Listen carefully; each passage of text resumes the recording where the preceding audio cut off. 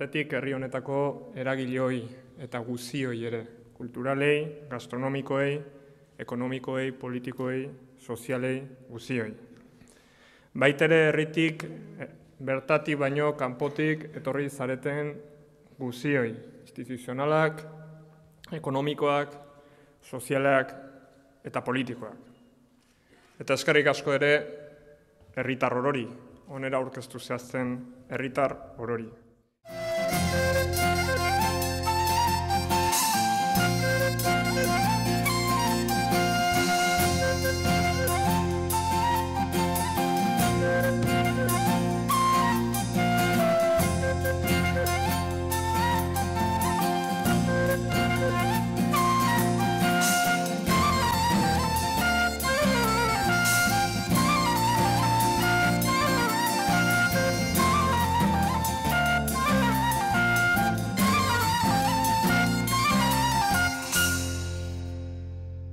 Egunon, eta ongi etorri Errenteriako Udalaren planaren aurkezpen ekitaldira.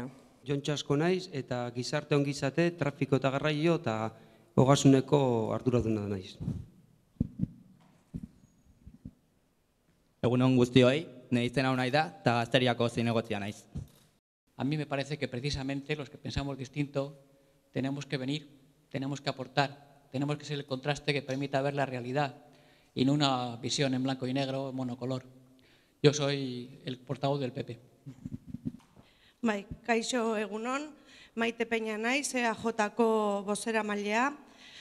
Guk uste dugu halako plan bat aurrera eramateko guztion lana behar degula, gure partetik prest gaude, eta beraz, nahi dezuten guztirako, hemen nauzue. Cuando se está gestionando un ayuntamiento, es muy importante que se tengan algunas cosas claras, que sepamos qué es lo que queremos y hacia dónde nos queremos dirigir, que tengamos claro cuáles son los objetivos y que hagamos un ejercicio de visualización para poder ver esa ciudad, ese pueblo, ya como si estuviera realizado, como si estuviera conseguido. Biziberritzaren bideak ez dio muzin egin behar bere alde sozialari. Krisira eraman gaituen premisari buelta eman behar diogu, bestelako filosofia bat aplikatuta.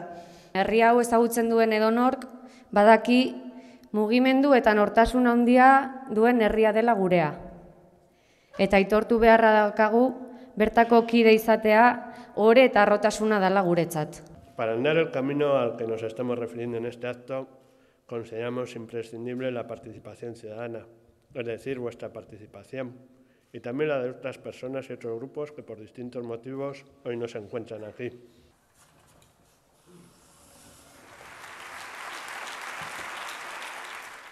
Agertuko lirateke lau ildo nagusiak edo, lau lan ildo nagusiak, los cuatro principales líneas de trabajo del plan municipal, que serían etorkizunaren bidean, biziberritze ekonomikoaren bidean, herri biziaren bidean eta bidearen bidean.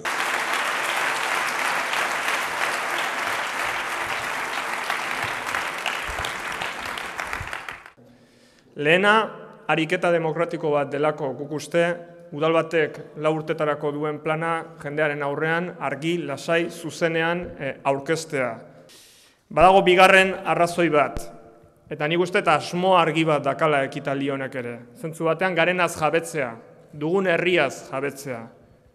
Eta zergatik ez harrotasunez ere, harrogoteko modukoa badelako, zuek guziok egin duzutelako orain arteko Orere eta Errenteria. Eta hirugarrena, erantzunkizunagatik. Zuek eta guk herri honekiko, herri honen etorkizunarekiko dugun erantzunkizunagatik. Herria ez baitu alderdi bakar batek egiten. Ez da gobernu talde bakar batek ere. Ez da gehiago esan da, ez da udalak bakarrik ere.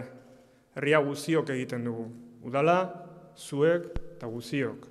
Gure kasuan plan estrategikoa da 2008 urtean hasiko dugun eta 2013 urtean bukatuko den prozesu partartzaile baten ondorioz aterako zaigun dokumentua. 2025 zer errenteria nahi dugun irudikatuko duena. Mahai gainean jartzen ari garena eta zuek guzion aurrean jartzen ari garena egia da udal gobernu taldearen proposamena da, dudarik gabe, baina momentu konkretu batean gobernuan egon daitekeen alderdi edo gobernu talde batetik aruntzago doana da. Jaime Lerner, un arquitecto brasileño que fue alcalde de la ciudad de Curitiba, Brasil, tenía una teoría, la teoría de la acupuntura urbana. Se trata de alguna manera de trasladar la acupuntura a la ciudad, de meter la aguja en un punto concreto, de forma que no saneamos solamente la localización concreta, sino que conseguimos sanear también otras partes de la ciudad. Y sobre todo, y no lo olvidemos, porque estamos de paso. Otros pasaron antes y otros vendrán después. Eskerrik asko.